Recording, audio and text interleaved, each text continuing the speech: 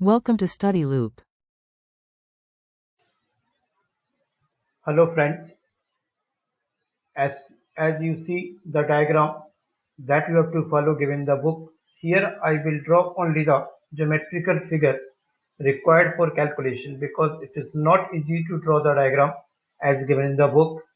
So let us see here, the assembly shown consists of pieces of sheet of aluminium having uniform thickness and total weight is given 2.7 pound.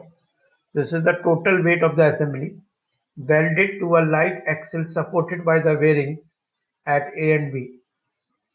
If assembly rotate at constant angular velocity of 240 rpm, that is, you may convert